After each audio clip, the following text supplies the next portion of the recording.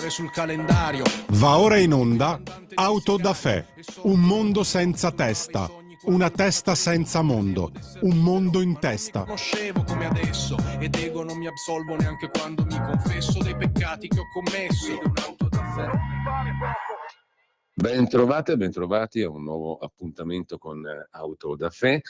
Ben trovato anche, anzi ben ritrovato a Felice Manti, che dovrebbe essere già in collegamento con noi. Buongiorno Felice, buon pomeriggio. Buongiorno. Felice Manti è caporedattore centrale del Giornale, ha scritto 5 libri, dal Grande Abbaglio, la controinchiesta sulla strage di Erba, nell'ormai lontano 2008, ai Padroni dell'acqua, edito da Il Giornale, O mia bella Madondrina, sulla mafia calabrese a Milano, pubblicato da Liberty nel 2010, Prodotto interno sporco, pubblicato sempre dal Giornale, sul riciclaggio e sul quale, appena possibile, Felice, magari facciamo un focus approfondito perché è quanto mai di attualità. L'imprevedibile certezza del rischio, credo sia il tuo ultimo libro pubblicato nel 2021 sulla scienza del rischio, su come cercare di neutralizzare il rischio che è connesso a qualsiasi attività umana. Esiste comunque un metodo, diciamo scientifico, un algoritmo per calcolarlo. Anche questo è un tema interessante, ci diamo un appuntamento magari per un'altra chiacchierata su questo argomento. Intanto però tu hai firmato per Il Giornale settimana scorsa, venerdì scorso, un articolo dedicato a una sentenza della Corte di Cassazione che ha assolto un boss per omicidio, lo ha rimandato a processo, un boss della mafia siciliana, lo ha rimandato a processo per un altro omicidio commesso durante la stessa azione criminosa. L'annullamento senza rinvio per un omicidio è quello relativo alla eliminazione di Ida Castelluccio, che era moglie di Nino Agostino, poliziotto, del quale poi parleremo, tratteggeremo la figura. L'annullamento con rinvio invece c'è stato per l'omicidio di Nino Agostino. Nella stessa azione stragista, diciamo, nella stessa occasione li hanno eliminati tutti e due.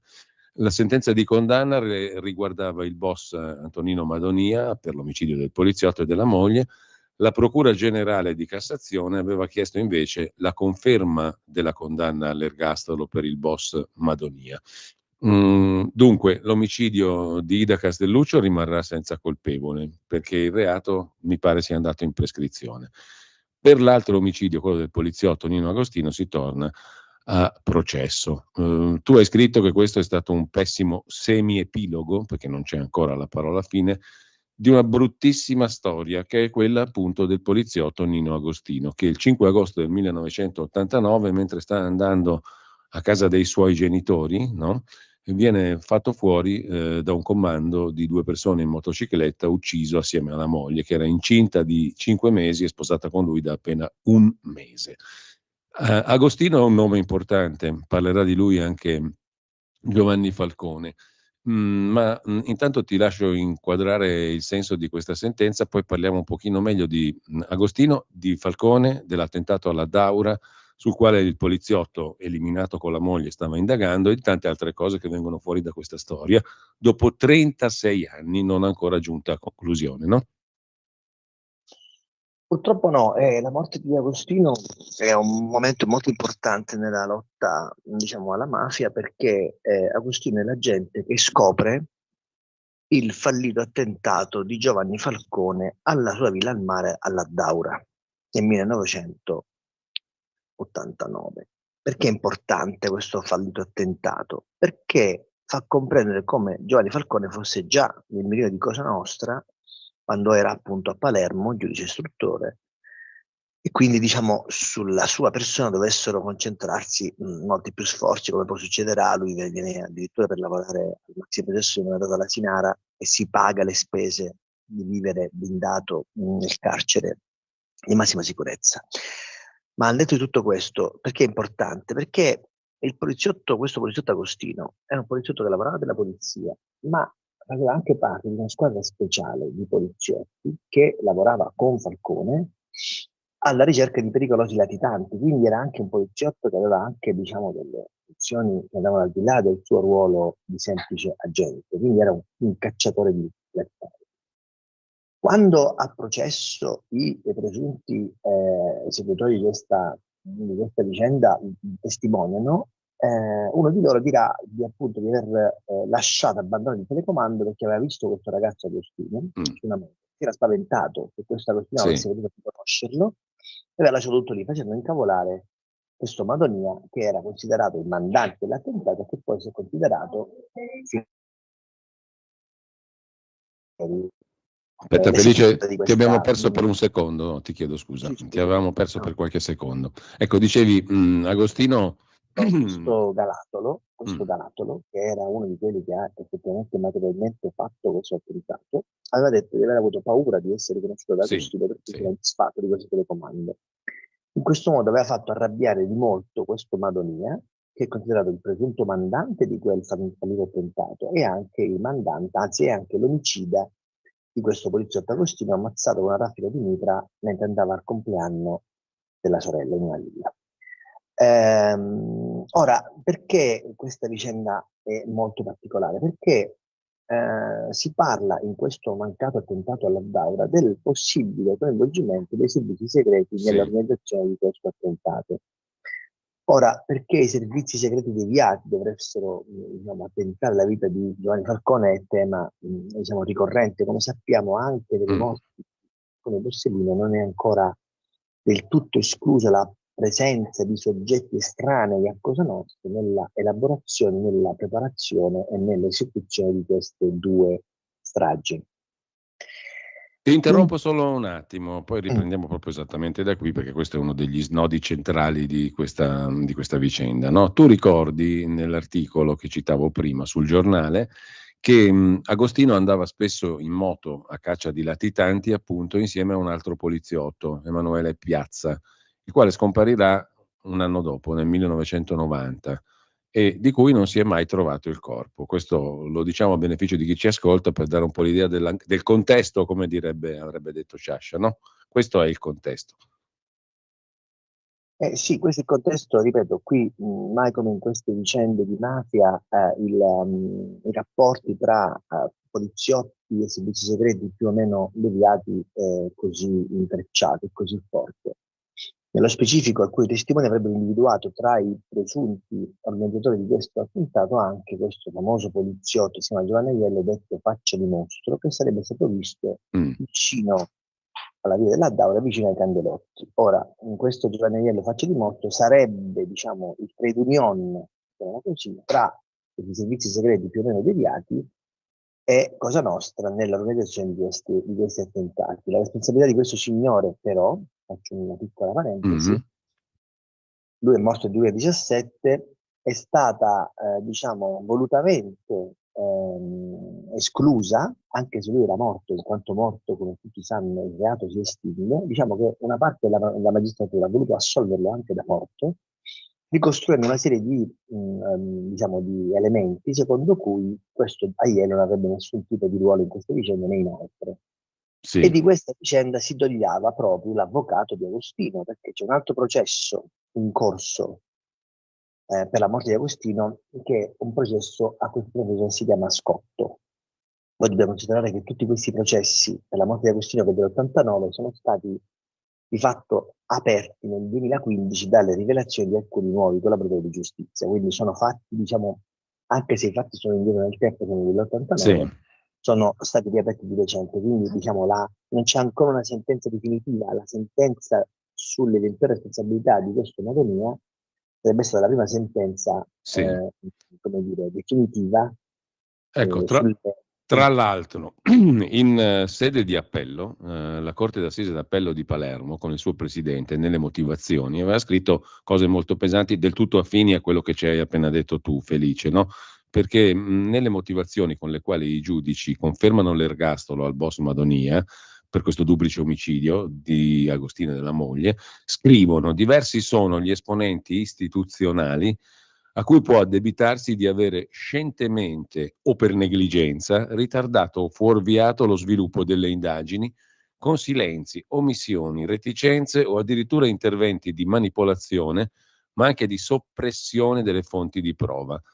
Allora, di questo era convinto anche il papà di Agostino, Vincenzo, no? Il quale non si è mai tagliato la barba e i capelli fino a che non ci fosse la verità, che non è riuscito a vedere fino in fondo. La moglie era morta qualche anno prima, lui è morto nel 23 e la moglie nel 19.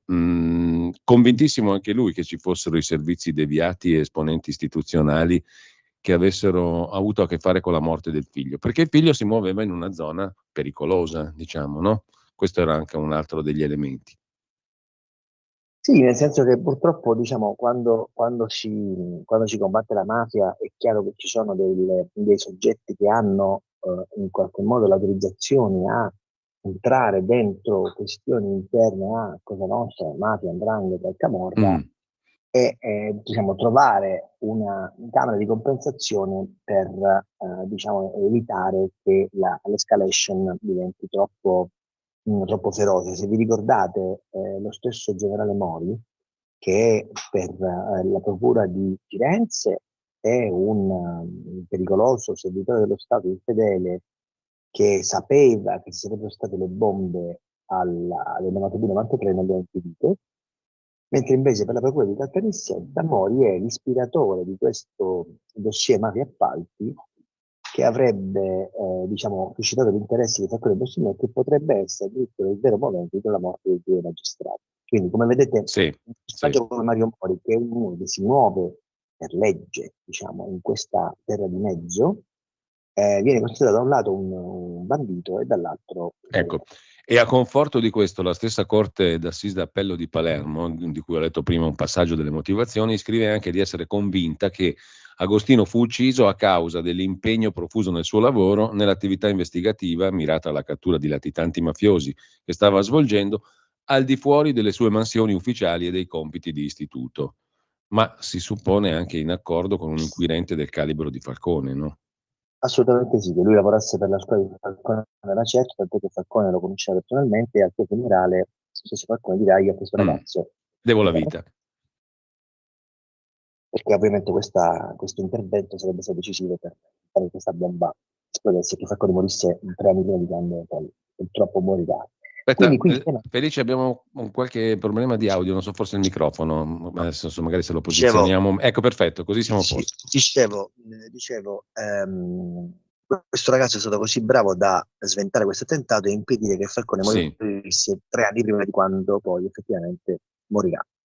Però diciamo qui il tema è molto, molto complesso, no? Allora, noi sappiamo che tutte le indagini sulla morte di Falcone Borsino, ma anche queste indagini sul mancato attentato alla Daura, sono state, diciamo, condizionate da delle manine o delle manone di infedeli servitori dello Stato che hanno partecipato più o meno attivamente alle indagini e hanno, diciamo, non hanno aiutato a trovare la verità, ma anzi hanno riempito, hanno mm, farcito queste indagini di falsi scoop, falsi elementi, eccetera, eccetera, diffamando anche la vita degli stessi protagonisti. Dicevo, Giovanni Falcone, anche per Mori, tanto per dirne una, quell'attentato se l'era inventato, perché neanche Mori poteva pensare che Falcone potesse essere vittima di un attentato. Questo per dire come si sente, come ci si ragiona anche col senno di poi, no? Ma al di là di tutto questo, è chiaro che quando una vicenda come quella di Falcone Borsellino viene contaminata alla radice, quando i pozzi della narrazione vengono avvelenati sin dalla radice, è molto più difficile fare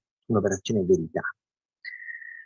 Per cui diciamo che oggi si sia arrivati a distanza di 32 anni, ormai 33 anni, al fatto che non ci sia una risposta certa né sugli aggressori di Falcone alla Daura né sugli assassini di Falcone e Borsellino è un fatto di una gravità inaudita. Se è plausibile pensare di prendersela con chi in questi anni ha giocato sporco e anche sulla responsabilità di questi soggetti ci sono scuole di pensiero diverse, c'è chi considera Mori un Manigoldo e altri un sì, santo, ci considera Contrada, come per esempio la parte della procura di Caltanissetta, una persona che ha inquinato le indagini, chi invece dentro la polizia lo considera un perseguitato perché avrebbe capito che la mafia e pezzi di Stato stavano trattando, si sarebbe infilato in questa trattativa e poi sarebbe stato, diciamo, mascariato perché sì, prestasse fronteggi perché quello che è certo, che è abbastanza certo, è che tra la bomba, tra Lino ci sia stata una trattativa, che questa trattativa sia stata compiuta da un lato i, tra virgolette, nemici di Rina, penso a Provenzano per esempio, cioè coloro che erano convinti che quella strategia violenta avrebbe portato alla fine di Cosa Nostra e quindi banalmente erano convinti che se avessero consegnato Rina alla giustizia lo Stato avrebbe continuato a, diciamo, guardare con un occhio le attività criminali della mafia e avrebbe continuato a lasciarli, diciamo, li avrebbe lasciati in pace. E dall'altro questa trattativa evidentemente è stata fatta da qualcuno che dentro lo Stato o si era fatto carico di intestarsi questa trattativa o gli è chiesto da qualcuno. Di cui parliamo, nessuno può pensare ragionevolmente, logicamente che ci possa essere Berlusconi, che nel 92-93 era un imprenditore, ma certamente più la parte politica, qui basta vedere chi vinse le elezioni nel 92, chi diciamo ottenne il beneficio politico, no? Il dividendo politico dalle morti di Falcone e Borsellino per capire chi avrebbe potuto eventualmente gestire questa trattativa. La trattativa probabilmente ci fu e a differenza di quello che erano state le promesse, una parte delle promesse che la politica aveva detto alla mafia che avrebbe dato non sono arrivate, come per esempio il 416 bis, prima dell'abolizione definitiva del 416 bis, cioè del carcere duro dei mafiosi, che ancora oggi, a distanza di 32-33 anni, è il vero cuore del problema perché è veramente la cosa che dà più fastidio alla mafia e all''ndrangheta, no? Vi ricordate anche le polemiche con l'anarchia Cospito, no? Che era stato visitato da quelli del PD, a cui aveva detto che insomma su 416 bis è meglio che evitiamo di farlo commissionare, perché ricordiamo è un reato politico, cioè è un'aggravante politica, la politica decide di me, non è un reato, diciamo, non è Aspetta, Felice, un'aggravante penale, è abbiamo una qualche decisione problema di politica. collegamento. Ogni tanto scatta la linea, Sì, abbiamo qualche problema di stabilità del collegamento. Non so se da che cosa dipende esattamente. Ci riproviamo. non lo so. Mm. Sì, dicevo, il 416 bis in questa vicenda di Falcone e Borsellino è cruciale Sì, perché qualcuno ritiene che fosse parte integrante di questo accordo e in effetti sappiamo che quando al governo nel 92 viene eletto, nominato dal Presidente della Repubblica appena eletto Oscar Luigi Scalfaro, il Ministro della Giustizia a sorpresa non è subito, non è Giovanni Martelli o Claudio Martelli che poi verrà, diciamo, abbandonerà, ma diventa questo Ministro della Giustizia Giovanni Conso, che poi effettivamente firmerà una serie di provvedimenti che sembrerebbero aver, diciamo, avvantaggiato i mafiosi nella liberazione di boss dal carcere duro. Perché poi col carcere duro il carcere duro diventerà di fatto obbligatorio, non più una misura temporanea, ma una misura più duratura.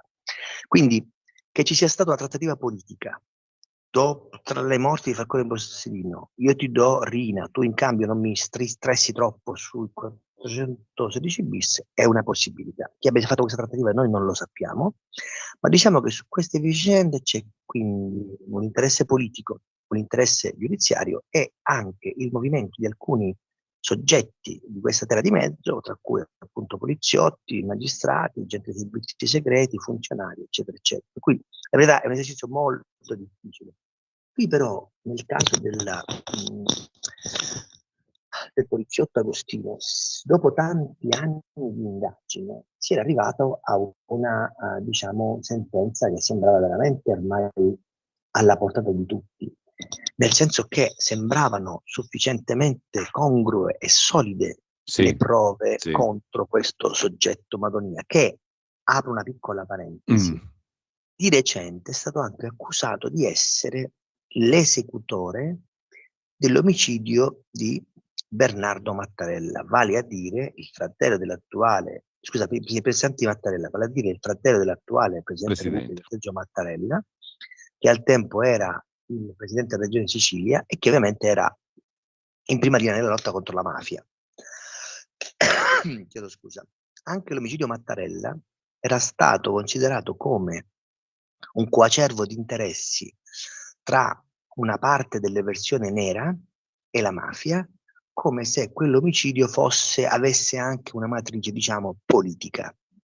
Le recenti indagini portano ad attribuire al solo Madonia e a un altro soggetto le responsabilità, diciamo, di aver fatto fuoco. I mandanti siamo ancora, diciamo, in alto mare.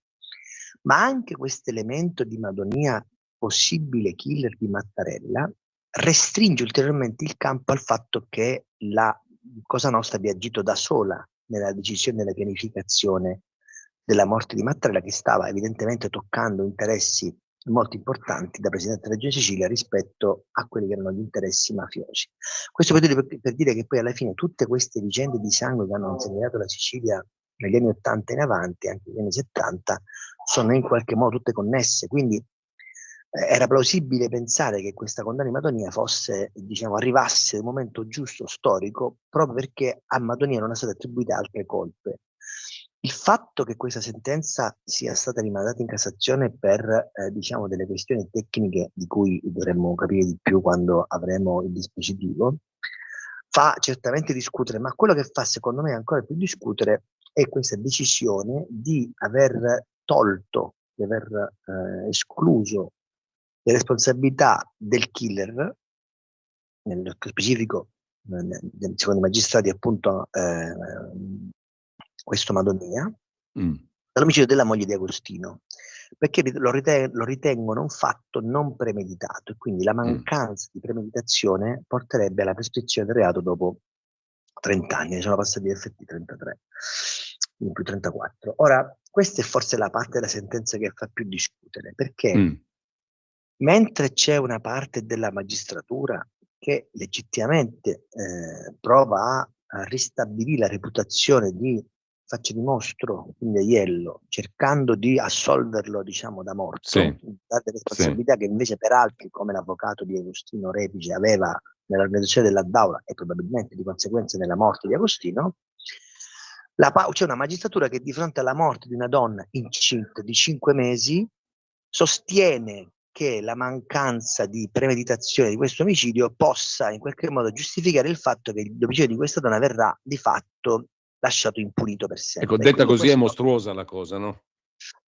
Io questo trovo, diciamo, faticoso da digerire, no? Poi ovviamente qua siamo in un momento molto delicato della vita di questo paese in cui ovviamente, legittimamente, magistratura e politica si rimpallano reciprocamente delle responsabilità, in cui il governo ha scientemente preso una strada nella lotta all'immigrazione clandestina che scusami,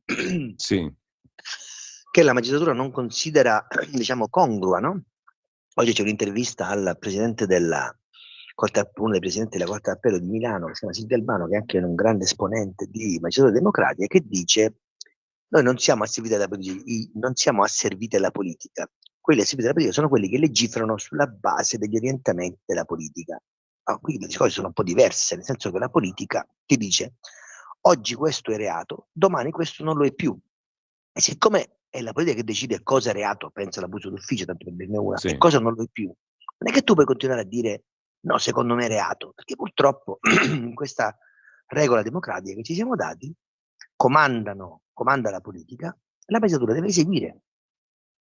Se la magistratura legittimamente ritiene che l'abuso d'ufficio vada perseguito, fa una cosa molto semplice: si toglie la toga, si candida, dice io voglio ripristinare il reato di abuso d'ufficio, vince le elezioni, la prima cosa che fa ripristina l'abuso d'ufficio. È tutto normale, tutto lecito.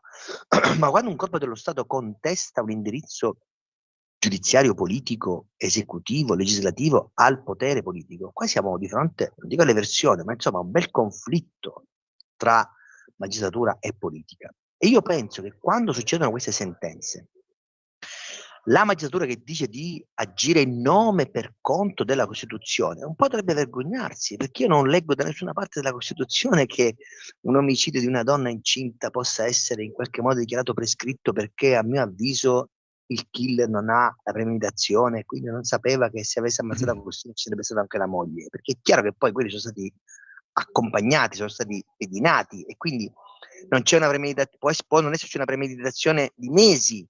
Nel momento in cui io decido di far fuori Agostino, chi c'è.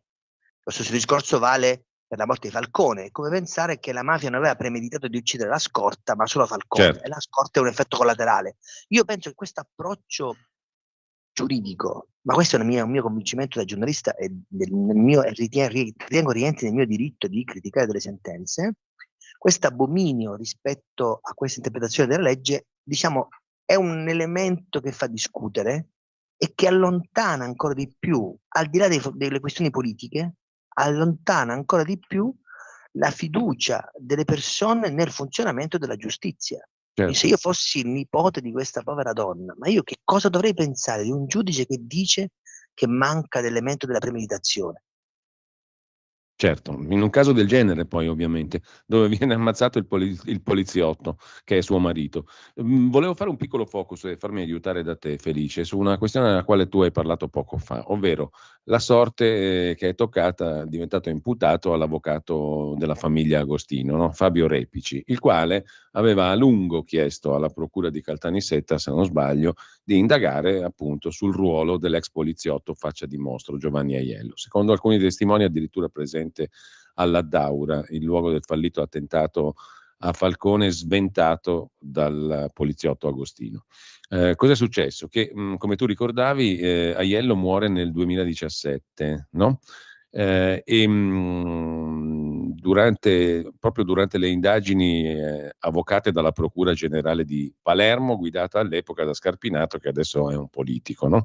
7 mesi dopo la morte di Faccia di Mostro, cioè di Aiello, la Procura di Caltanissetta chiede l'archiviazione delle indagini su di lui. Però qui subentra il ragionamento che fa l'avvocato Repici. Invece di chiedere l'archiviazione sulla base del fatto che il reo è morto, semplicemente, i pubblici ministeri di Caltanissetta archiviano producendo un corposo documento, 284 pagine, che l'avvocato Repici definisce abusivo e doloso. Per quale motivo? Perché secondo l'avvocato della famiglia Agostino, quel documento era un manifesto negazionista. Negazionista di che cosa? Cioè tendeva a negare i legami tra Aiello e la mafia, a ignorare testimonianze rilevanti, a screditare fonti, perfino le fonti di Vincenzo Agostino, quelli del papà dell'agente ucciso. La produzione di quel documento, ritiene l'avvocato Repici, è un tentativo di sabotare il processo. Quale processo? Il processo all'altro mafioso, quello che tu ricordavi prima, no? Scotto. L'avvocato quindi cosa fa? Invia una nota al pubblico, al magistrato Lia Sava, trasmette copia al procuratore generale della Cassazione, Salvato, e al procuratore nazionale antimafia Melillo. La procura di Catania, che è competente a indagare sugli atti dei magistrati di Caltanissetta, avvia un'indagine sulla nota dell'avvocato Repici.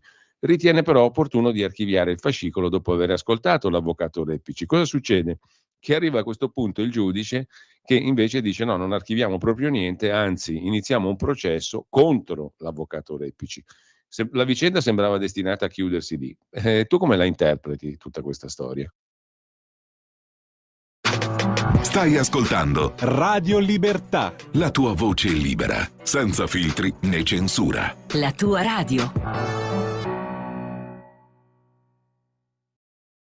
Lo amiamo perché ci offre sempre le cose più buone e naturali. Linea Alberto Acerbis. Cari amici, cari amiche di Radio Libertà, un saluto da Alberto Acerbis. Questo era il periodo in cui nonno mi diceva: Alberto, con fa l'oio bu e il ve a galo, cioè prima diceva l'oio bu ve sempre a galo, cioè l'olio buono viene sempre a galla, e poi diceva con fa l'oio bu e il ve a galo, cioè abbiamo fatto un olio buono e lo vediamo affiorare. E affiorare cosa vuol dire? Parlare del fior d'olio.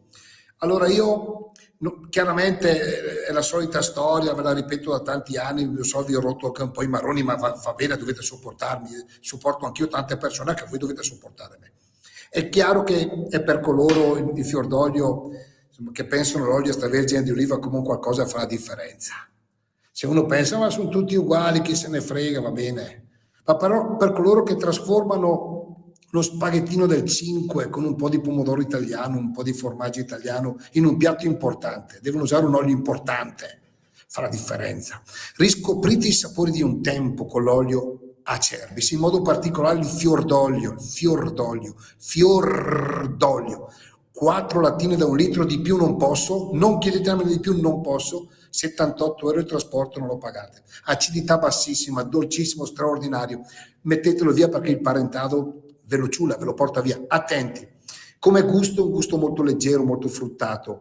Profumo, vi ricordate quando si andava in camporella, cioè nel senso col plate, con gli amici, vino bianco, formaggio, salame, e c'era quel profumo di erbe intorno a noi? Ecco, ricorda molto quell'odore. L'erba appena tagliata dopo un temporale, una cosa meravigliosa. Insomma, io non ne ho per tutti, mi dispiace, tanti rimarranno senza. Se volete questa mattina 030 78 40 No, ho sbagliato, ferma.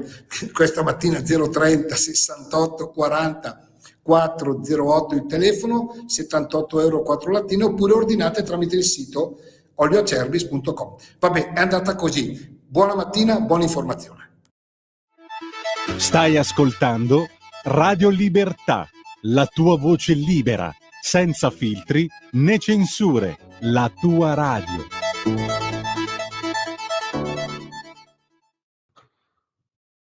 Ecco, allora io conosco l'avvocato Repici che oltre ad essere l'avvocato di Rugna Agostino è anche un avvocato impegnato nella ricerca della verità, anche nella vicenda del processo Borsellino. Siamo, se non ricordo male, Ecco, diciamo proprio per inciso, poi ti lascio subito la parola, che sia io che te avevamo intenzione di coinvolgerlo in questa conversazione di adesso, ma più che comprensibilmente ha preferito di no. Chiudo parentesi, ti lascio subito la parola. Quindi Fabio Repici è tutto fuorché una persona disinformata, anzi lui è una delle persone che conosce meglio di altri, meglio forse, anzi senza forse, meglio di molti magistrati, tutto ciò che è successo in quegli anni, tutto ciò che in questi anni è venuto fuori essere vero, essere verosimile ed essere falso. Quindi è una persona che ha combattuto e combatte una battaglia di verità. Pensare che lui con questa richiesta, diciamo, di ritenere questo documento di 234 pagine, diciamo, negazionista della verità, volesse in qualche modo addebitare ai magistrati che l'hanno proposto una qualche volontà, come dire, di intralcio alla giustizia, io lo trovo francamente offensivo, nel senso che ovviamente lui da magistrato, da avvocato, quindi da difensore di una parte, che era Rugna Agostino, riteneva tutta quella mole di lavoro prodotto dalla procura inutile, non fosse altro che siccome Aiello è morto, tutto ciò che si doveva discutere di Aiello non si deve più discutere perché certo. la morte estingue l'eventuale pena del reo. Diciamo che in una vicenda del genere, che la magistratura dedichi una spasmodica attenzione a, tra virgolette, scagionare un morto e non abbia la stessa sensibilità nel, tra virgolette, dare giustizia a un altro morto, rende certo. la vicenda particolarmente odiosa, per cui ovviamente non si tratta di dare ragione a Repici, né dare ragione ai giudici di Caltanissette. Ecco, il microfono, Felice. Scusa, dico, in questa Scusami. vicenda, no, figurati, questa vicenda non si tratta di dare ragione né a Repici, né alla procura di Caltanissetta, né diciamo a pensare che Madonia sia il killer o che Scotto non sia il mandante dell'Addaura, non sia il killer. Questi sono elementi di cui noi non possiamo, diciamo, questioni di cui non possiamo esprimerci se non conosciamo bene le carte. Qui si tratta di valutare come lo stesso corpaccione giudiziario della magistratura di fronte a verità sepolte da 35 anni che qualcuno faticosamente cerca di disseppellire abbia, diciamo, queste risposte che sono, ripeto, a mio avviso sgraziate, proprio perché sono offensive della memoria di chi in queste vicende qua c'è morto, e offensive anche rispetto a una persona come l'avvocato Repici, con cui ovviamente noi siamo in contatto come giusto che sia, ma per esempio lui difende Salvatore Borsellino, che ha una sua idea sulla morte di Paolo Borsellino che è completamente diversa da quella che è la mia idea, quindi diciamo che da questo punto di vista ciò che pensa e ciò per cui combatte Repici è lontano da quello che penso io, ma quello che, ripeto, penso io, pensa Repici ed è tutto irrilevante in questa vicenda qua. Qui ci troviamo di fronte a una richiesta di verità su un fatto, su una morte di un uomo e di una donna, di un uomo coraggioso, poliziotto, in Agostino, che ha sacrificato con la sua vita la vita di Giovanni Falcone, che ha pagato un prezzo fin troppo alto, come tutti quelli che muoiono giovani per mano di mafia, rispetto a una verità indicibile che qualcuno non vuole che venga fuori, perché questo poi è pacifico. Nel momento in cui si discute della possibilità che questo soggetto Aiello, faccia da mostro, sia o meno coinvolto nei grandi misteri italiani, e che tu debba utilizzare una parte del tuo tempo per provare a, diciamo, escluderne la responsabilità quando quella persona è morta e non ha più neanche il diritto, tra virgolette, di essere difesa, io personalmente lo trovo complicato. Di fronte, ripeto, a una magistratura che non è stata in grado fino di dare delle risposte su delle morti vere, su delle persone come Ida Castelluccio e la morte di Agostino. In tutto questo mi permetto di aprire una piccola parentesi perché è molto importante. Sulla morte di Falcone Borsellino si è discusso anche del possibile ruolo dell''ndrangheta nell'organizzazione e nella pianificazione di questi 2 attentati. È importante perché anche le vicende legate a Faccia da Mostro sono in qualche modo connesse con quello che è successo da quest'altra sponda dello Stato di Messina. Lo ricordiamo molto velocemente: mentre la mafia dichiarava guerra allo Stato contro Torina, la 'ndrangheta era alle prese con la seconda guerra di mafia, in cui 2 cartelli storici, quella di De Stefano da una parte e quella di Merti Condelo dall'altra, si facevano la guerra. Sono morte oltre 1000 persone dal 1985 fino al 1991. Poi si dice, insomma, pare che a sublimare la pace tra le 2 fazioni dell''ndrangheta, che oggi sono alleate, che stringono reciprocamente le mani sporche del sangue altrui, sia stato Totorina, che sarebbe andato in trasferta a Reggio Calabria vestito da frate per ufficiare, diciamo, la morte, la pace da 'ndrangheta, e sublimarla attraverso la commissione dell'omicidio di un magistrato che si chiama Scopelliti, che è il magistrato che per la prima volta delibera sul processo istruito da Falcone e Borsellino, sul maxi processo, che per la prima volta è chiamato a deliberare di fatti di mafia, perché per la prima volta passa l'intuizione di Falcone di togliere la famosa rotazione, diciamo, di inserire la famosa rotazione che lui aveva pensato per evitare che i processi finissero tutti nelle stesse sezioni, nelle mani dello stesso giudice, nello specifico Corrado Carnevale, su cui il giudizio evidentemente storico non può che essere sospeso, anche se anche lui è morto, ma che insomma è considerato l'ammazza sentenze. Quindi per la prima volta un giudice diverso da Carnevale si occupa di mafia, finisce nel mirino di Cosa Nostra. Per quanto ci risulta, per quanto mi risulta, gli sono state anche offerte diversi soldi per fare un verdetto favorevole. Ovviamente lui ha rinunciato ed è stato ammazzato. Ebbene, anche su quell'omicidio di Scopelliti, ammazzato in macchina mentre andava a casa della figlia, che lo aspettava perché aveva appena imparato a guidare la bicicletta, c'è stato un processo, ma non ci sono state delle condanne. Cioè anche la morte di Giulio Scopelliti è ancora avvolta nel mistero, non sappiamo con certezza né chi siano con precisione i mandanti. Qualcuno appunto ritiene che sia stato Riina a chiedere all''ndrangheta di ammazzare insieme questo magistrato per fare un favore reciproco a tutti e 2, né sappiamo chi ci sarebbe stato nel gruppo di fuoco, perché di recente un pentito come Maurizio Avola, che ha fatto il libro con Michele Santoro che si intitola Tutta la verità, nel quale lui dice di essere stato uno di quelli che ha messo l'esplosivo nella 126 bianca lasciata davanti a Via D'Amelio, nella quale poi sono morti Paolo Borsellino e gli uomini della sua scorta, diciamo, questa versione non sarebbe così credibile. Anzi, di recente la procura di Caltanissetta ha archiviato le affermazioni su di lui, considerandolo, diciamo, poco più che un mitomane, perché secondo alcuni in quei giorni aveva addirittura ingessato figurarsi maneggiare dell'esplosivo con un braccio ingessato. Ma né tutto questo, voglio dirti che c'è anche un aspetto interessante che sfiora l''ndrangheta e sfiora la morte di un altro magistrato, e anche sulla morte di questo magistrato non c'è una risposta univoca della magistratura. Io penso che la magistratura, prima di lanciare la pietra legittimamente, no, sulla decisione del governo di intraprendere una strada che loro evidentemente legittimamente non considerano quella giusta sull'immigrazione, dovrebbero quantomeno guardare la pagliuzza, no? Non dico la trave, ma insomma guardare la pagliuzza e farci un esame di coscienza rispetto al fatto di essere stati incapaci in questi 35 anni di dare delle risposte univoche sulle guerre di mafia e sulle morti di mafia. Per carità, giusto parlare di depistaggio, ma io lo scrissi qualche anno fa in un pezzo: il depistaggio è l'alibi più comodo di tutti, perché se io so fare il mio lavoro... Ma sai qual è il problema, Felice? Tu hai fatto una disamina lucidissima. Il problema è che non si capisce chi è il poliziotto buono, chi è il poliziotto cattivo, chi è il magistrato buono, chi è il magistrato cattivo. Tutti vengono tirati in un ruolo o nell'altro a seconda del punto di vista.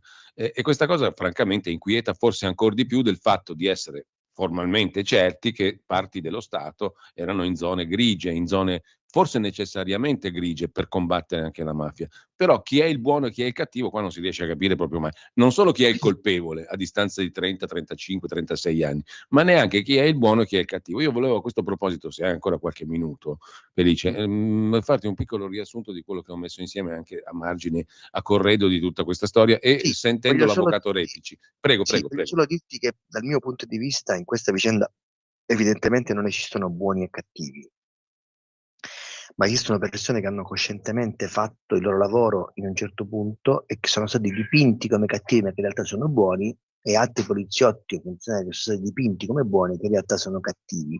Quindi c'è stata Sì, una confusione di ruoli, ma io parto sempre dal presupposto che proprio dentro, proprio tra chi si muove in queste zone grigie non esista sì, un buono o un sì. cattivo, ma esistano gradi, livelli di, come dire, capacità di penetrazione in mondi che non sono i nostri mondi, il mondo della legalità, il mondo della giustizia, il mondo della verità, e che qualcuno possa attraversare più volte questo confine e restare tutto sommato pulito, altri soggetti che varcano tante volte queste porte restano inevitabilmente un po' compromessi. E quindi anche discriminare, decidere chi è veramente buono e chi è veramente attivo è un esercizio, diciamo, stilistico e che non aiuta meglio a rappresentare, diciamo, ciò che è stata. La guerra alla mafia e la guerra alla 'ndrangheta non sono pranzi di gala. Certo. Ci sono momenti in cui i rispettivi eserciti si vedono nottetempo mentre i soldati di giorno si fanno la guerra per decidere di contenere al massimo le perdite. Perché ovviamente, come diceva Giovanni Falcone, quando due soggetti si contendono lo stesso territorio, non ci sono alternative. O si fanno la guerra o si mettono d'accordo. Nel libro Prodotto Interno Sporco che tu citavi, di cui magari se poi parliamo, io Sì. teorizzo proprio questo, cioè oggi il Sud dovrebbe essere un enorme banlieue, visti i dati spaventosi sull'immigrazione, sulla disoccupazione giovanile e sul degrado e sul PIL, e non succede nulla. Perché? Aspetto la tua domanda però. No, la mia era una sì, infatti qui ne parleremo, ma direi anche magari strutturando una serie di trasmissioni a parte sul tuo libro, perché, è di estrema e continua attualità, no, quello sul riciclaggio, sul prodotto interno sporco. Ma, in questa storia io mi rifaccio, l'hai citato prima, a ciò che ha messo insieme in fila per certi versi l'avvocato Repici, che contribuisce a dare un'ulteriore pennellata a questo ragionamento che stavamo facendo adesso, no? Allora, cosa dice l'avvocato Repici? Che sicuramente Nino Agostino lavorava per catturare i latitanti sotto l'egida del SISDE, Servizio Segreto, e dell'Alto Commissariato Antimafia, oltre che delle forze di polizia. In un contesto, dice l'avvocato Repici, poco chiaro, dice appunto Repici. Agostino ebbe la percezione dei pericoli che correva, ma non li precisò mai in dettaglio. I familiari della moglie pure sapevano del pericolo a cui si sentiva sottoposto e che correva Agostino, il quale mise per iscritto i suoi timori in alcuni appunti che puntualmente sparirono dopo il suo omicidio. Bruno Contrada e Arnaldo La Barbera, il capo della mobile di Palermo, sono nomi che compaiono in quegli appunti. Giovanni Falcone, davanti alle bare di Agostino e della moglie, dice al dirigente del commissariato presso cui Agostino lavorava, Saverio Montalbano, che quel duplice omicidio era un atto contro di lui. Segue, questo lo cita ancora l'avvocato Repici, un'intervista di Falcone al giornalista Saverio Lodato, nella quale Falcone dice che sull'attentato alla Daura, mancato, gli uomini di Cosa Nostra operarono sotto le direttive appunto di Madonia e poi anche delle famose menti raffinatissime, no? Questa espressione che tutti conoscono. Menti talmente raffinate da poter dirigere anche le iniziative di Cosa Nostra. E Falcone, questo ve lo dirà poi Lodato, sentito in tribunale, si riferiva a Bruno Contrada, che tu citavi prima, dirigente del SISDE. Di lì a poco Madonia, dopo l'attentato alla Daura fallito, viene arrestato e non uscirà mai più di galera, proprio perché ha fallito l'attentato a Falcone. Le sue coperture, le sue protezioni vengono meno. Nel dicembre 89 Madonia viene sostituito dai fratelli Graviano e questo ci conduce in quella direzione della trattativa Stato-mafia di cui parlavi prima. Le bombe del 92, quelle del 93, il disfacimento della Prima Repubblica, insomma le stragi anche del 93 in continente, i pupari, come li chiamava il papà di Agostino, Vincenzo Agostino. Ecco, questi pupari avranno mai un nome secondo te?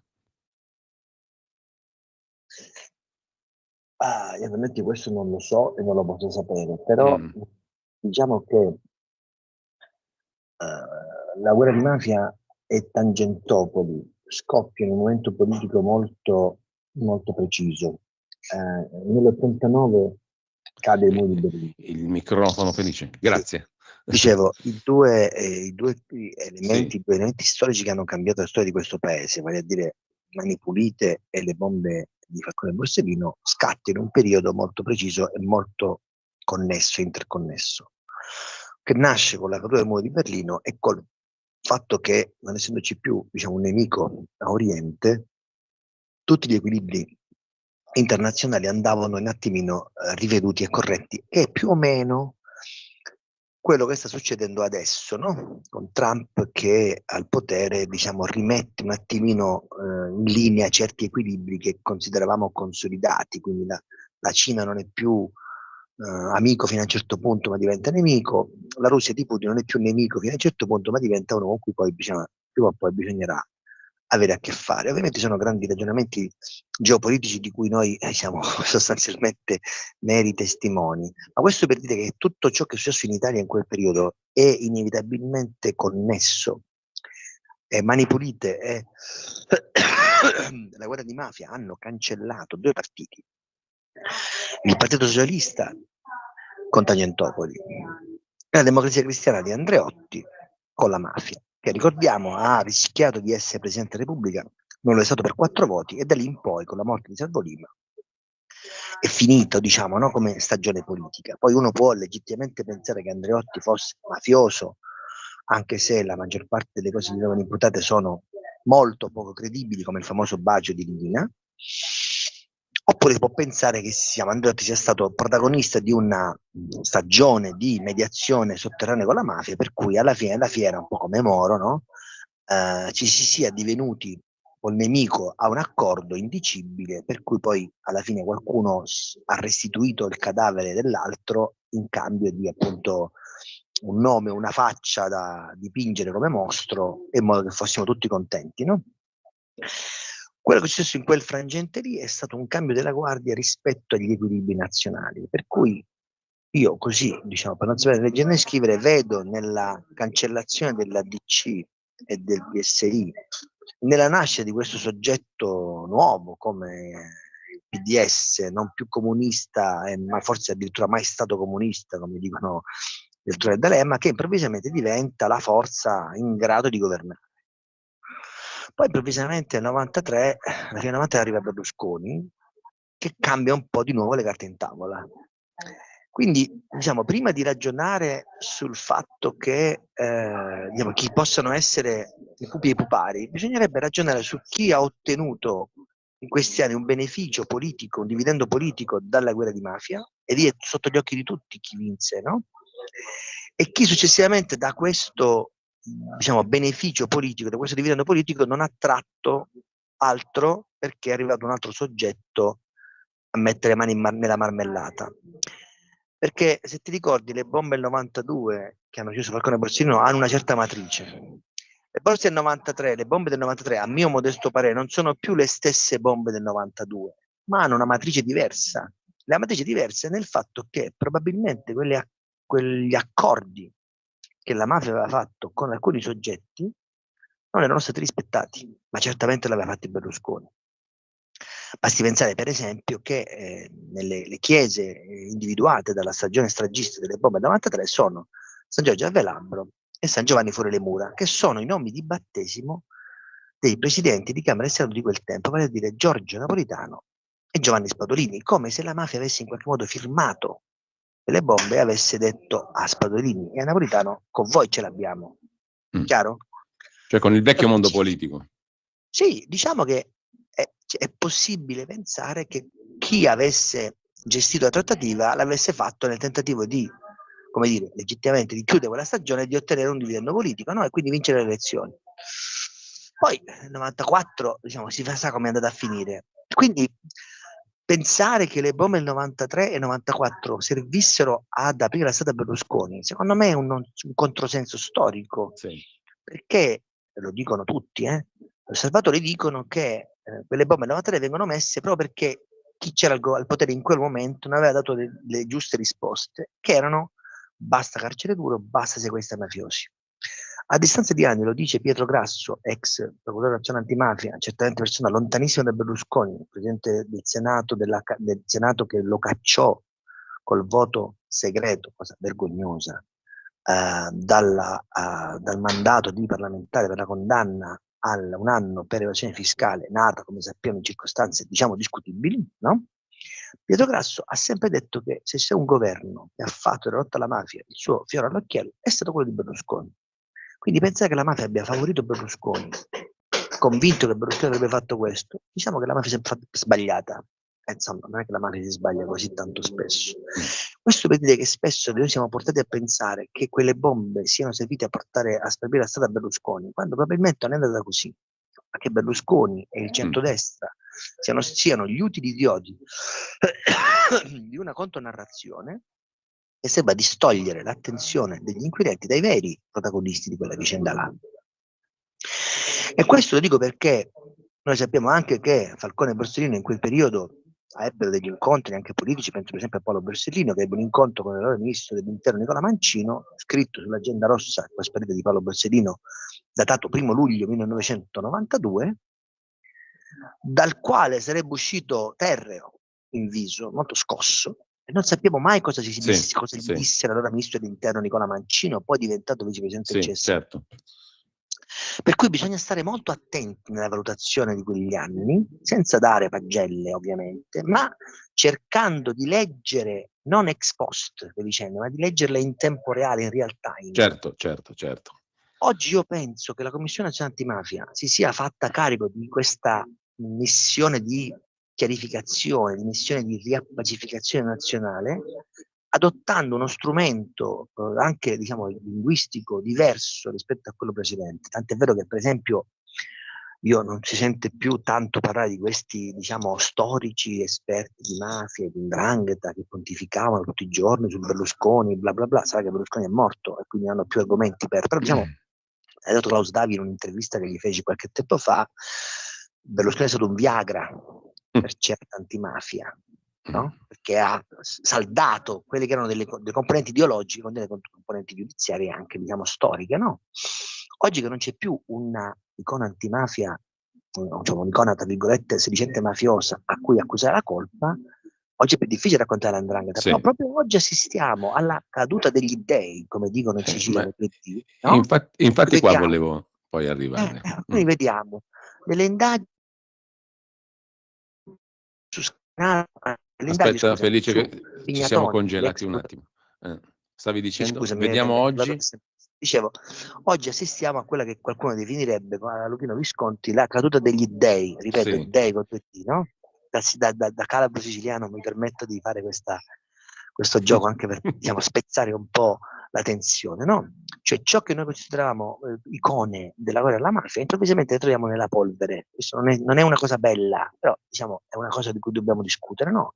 Per cui abbiamo uno come Giuseppe Pignatone, che è stato procuratore capo del Tribunale di Roma, procuratore capo a Reggio Calabria, io l'ho conosciuto in quel contesto, procuratore capo a Palermo, e viene accusato di aver depistato le indagini del famoso dossier Mafia Appalti, archiviando frettolosamente un fascicolo che in realtà sarebbe stato di interesse di Borsellino. Noi sappiamo tramite l'antimafia che uno degli omicidi legati a dossier antimafia, a dossier Mafia Appalti, fu l'ultima cosa di cui Paolo Borsellino si occupò la notte prima, sabato, prima la domenica, 19 luglio, sabato 18 luglio lui è il suo studio che compulsa questo omicidio di questo imprenditore che sarebbe stato taglieggiato da chi voleva infilarsi negli affari, perché qual è la questione del dossier Mafia Appalti? Molto velocemente, e si lega con Mani Pulite, così torniamo al discorso di prima, no?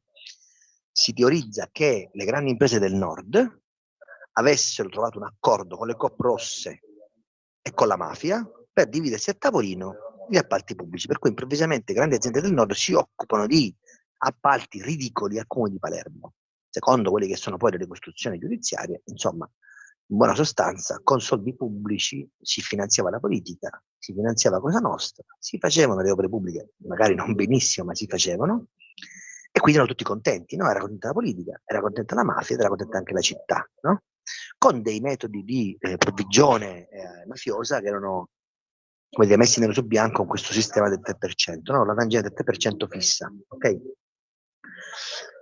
L'interesse delle aziende del nord, poi sfiorate da Tangentopoli nei rapporti con la mafia e le Coop rosse, sono elementi di grande interesse investigativo se li guardiamo oggi con gli occhi di 20 anni fa, di 30 anni fa. Anche Antonio Di Pietro, come sappiamo, Sì. Scoprì che c'erano delle cointeressenze tra e non riuscì mai fino in fondo a indagare in queste vicende, anche perché poi venne messo sotto inchiesta da questo magistrato Salamone, che poi era il fratello di un importante imprenditore, anche lui coinvolto in questioni, diciamo, mafiose, non proprio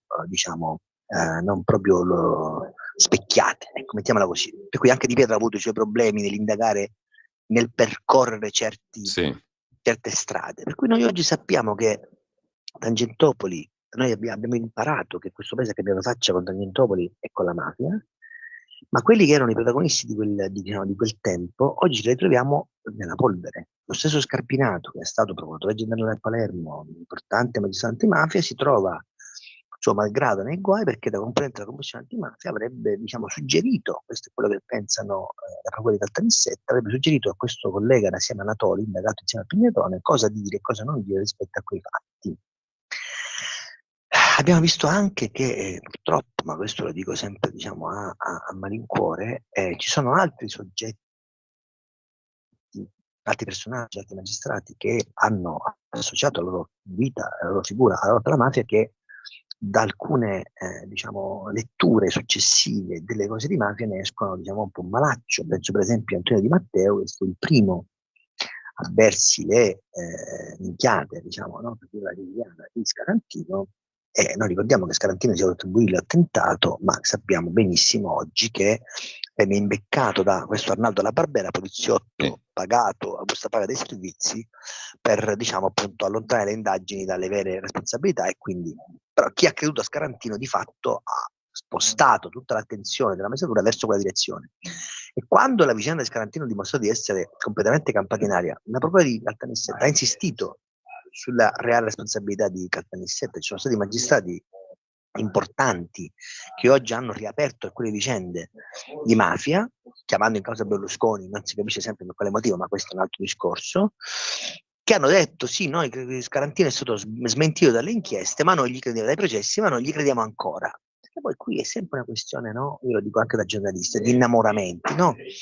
Io e te ci possiamo innamorare delle nostre tesi rispetto appunto alla responsabilità di un soggetto in una vicenda piuttosto che di una fatta. Ovviamente i nostri innamoramenti sono legati alla conoscenza del fatto, alla lettura di carte e alla lettura di elementi probatori che noi riteniamo schiaccianti nell'uno e nell'altro senso, e quindi non possiamo permetterci, diciamo, di competere con le valutazioni che hanno fatto i magistrati al tempo, ma purtroppo quelle valutazioni sono state sbagliate e hanno portato a distanza di 30 anni quella verità a essere ancora più lontana. Per cui appunto forse dovremmo un attimino calmarci tutti, mettere da parte, diciamo, le questioni che sono personali, professionali, ideologiche, e dire: vogliamo la verità su Falcone Borsellino? Sì, qualunque essa sia. Io sono dell'idea che esiste una verità bella. La verità è brutta per definizione, brutta, fa schifo, è respingente, fa vomitare, fa sanguina, fa incazzare. Non possiamo pensare che sia la verità bella, edulcorata, pulita, che possa essere sufficiente quella per salvare la fame di verità dei familiari delle vittime, anche delle persone comuni che hanno vissuto quell'atto, io avevo 20 anni, come un atto, come dire, un attacco alla propria integrità morale, fisica, alla propria libertà, alla propria democrazia. Insomma, no? Quelle persone meritano giustamente una risposta che la magistratura in questi anni non è riuscita a dare, per colpe sue probabilmente, perché si è innamorata di alcune tesi probabilmente, perché ha dato retta a dei pentiti probabilmente, perché si è messa sforzate di scagionare persone che forse non andavano scagionate, ed accusare persone che forse non andavano accusate. Però ragazzi, un esame di coscienza qualcuno se lo deve fare, anche noi giornalisti certamente siamo responsabili, no? Di questa vicenda qua. Ecco, l'ultima cosa, Felice, per chiudere questa conversazione, che non ha a questo punto bisogno di altre aggiunte, perché hai tracciato proprio un percorso, a mio giudizio, molto illuminante e utile per noi che ci riflettiamo sopra e per chi ci ascolta, presumo. Però quanto conta andare a risolvere questo groviglio che ci portiamo dietro dalla fine della Prima Repubblica, da quegli orridi anni 92-93 di cui abbiamo parlato oggi, di cui ci hai appena parlato tu? Quanto incide ancora oggi quel periodo sulla nostra realtà? Insiste molto e incide molto, perché quella stagione diede un impulso importantissimo alla legislazione antimafia, che da legislazione fondamentalmente emergenziale e divenne, diciamo, legislazione normale, tra virgolette, o comunque ordinaria. Per cui se sono stati fatti tanti passi avanti, lo dobbiamo al fatto che la morte di Falcone Borsellino ha portato un'accelerazione di alcune misure, come appunto il 41 bis, la detenzione al carcere duro, il 416 bis, l'associazione mafiosa, e il sequestro dei beni intestati fittiziamente ad altri soggetti, a cui il riciclaggio per altre vicende qui, che sono stati veramente dei colpi durissimi all'organizzazione di Cosa Nostra. C'è un tema storico, che è anche un tema ovviamente che ha a che fare con la politica, no? Per cui è pacifico pensare che la democrazia in questi anni non sia stata debitamente compiuta e che alcune nostre scelte politiche elettorali siano state in qualche modo inquinate da delle narrazioni più o meno velenose e più o meno avvelenate. Quindi riappropriarci di quella libertà ci dà anche una libertà rispetto all'espressione massima della nostra vita, della nostra democrazia, che è il voto, che come sappiamo al Sud è pesantemente condizionato e pesantemente inquinato. E poi c'è una questione storica. Oggi al governo c'è una maggioranza politica che anche banalmente per motivi anagrafici non ha niente a che spartire col fascismo, niente a che spartire con la Prima Repubblica, niente a che spartire con i guasti di Tangentopoli della partitocrazia.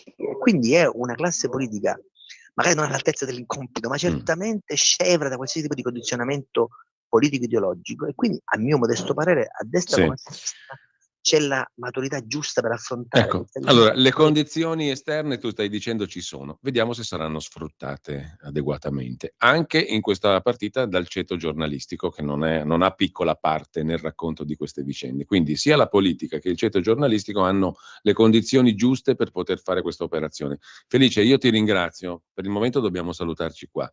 Ma poi ci torniamo sopra anche alla luce del libro che dicevo prima, al quale accennavo prima, il tuo libro sul riciclaggio. Intanto grazie a Felice Manti e buon pomeriggio. Grazie mille. Grazie a te e ai tuoi ascoltatori per la pazienza. Grazie.